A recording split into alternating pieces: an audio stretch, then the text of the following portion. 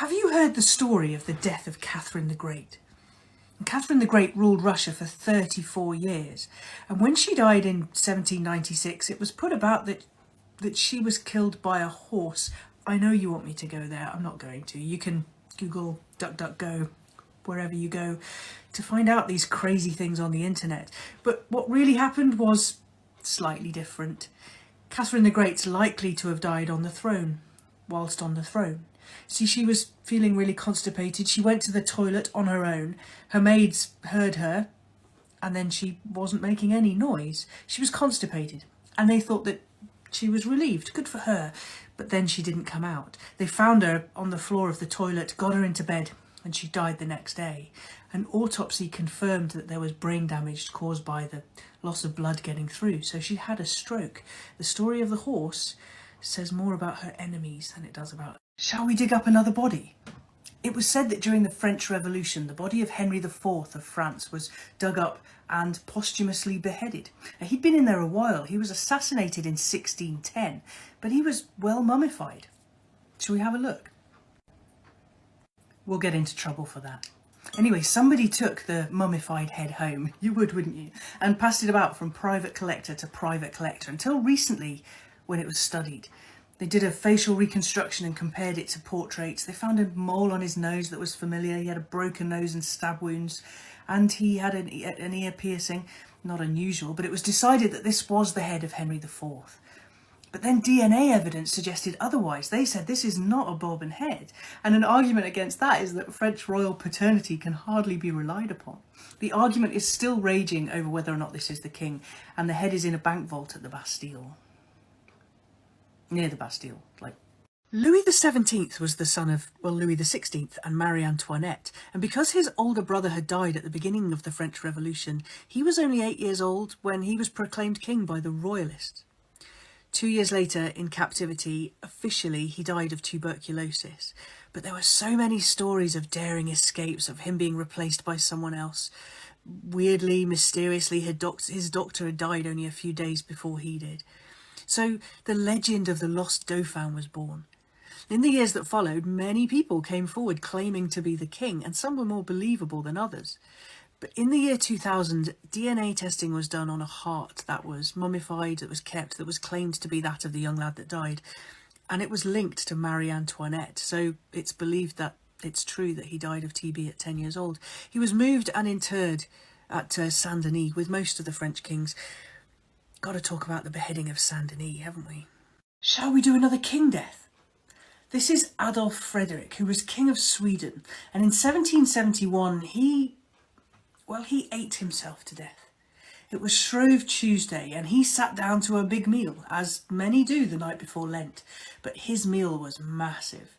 There was lobster and caviar and sauerkraut and kippers, lots of champagne, and he had 14 servings of semlos, a sweet bun served with hot milk.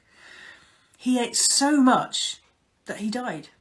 I suppose you could say that he gave up living for Lent. Shall we do another king death?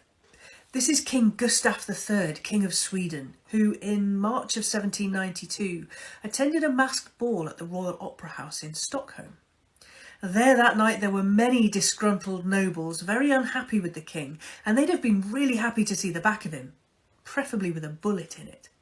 And one of them was a chap called Johann Ankerström. He identified the king, he got up behind him, he took out his pistol and he shot him in the lower back. Now the king didn't collapse straight away as Ankerström had thought he would. Instead, it was 13 days before he died in agony with gangrene, pneumonia, septic.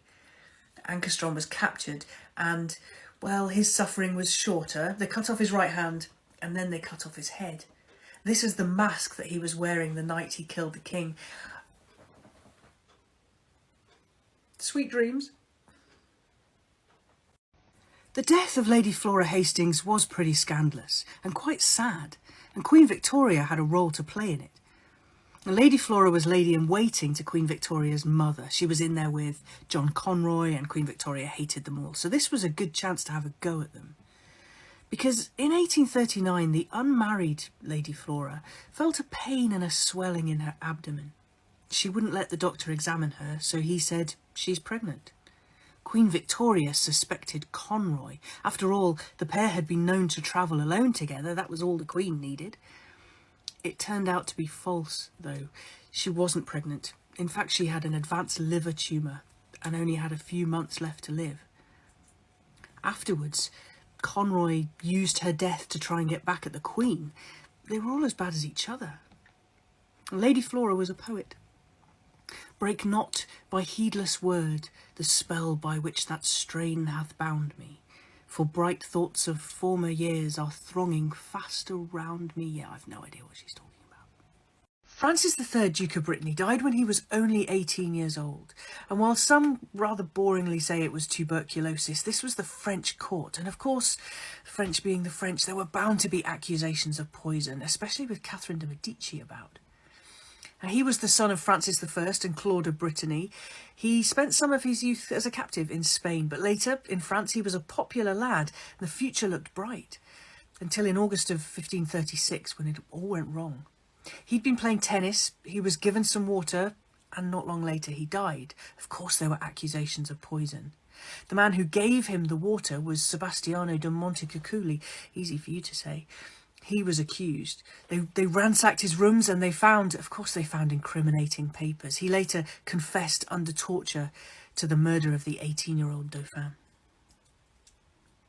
I mean, he said he didn't do it later, but they executed him anyway.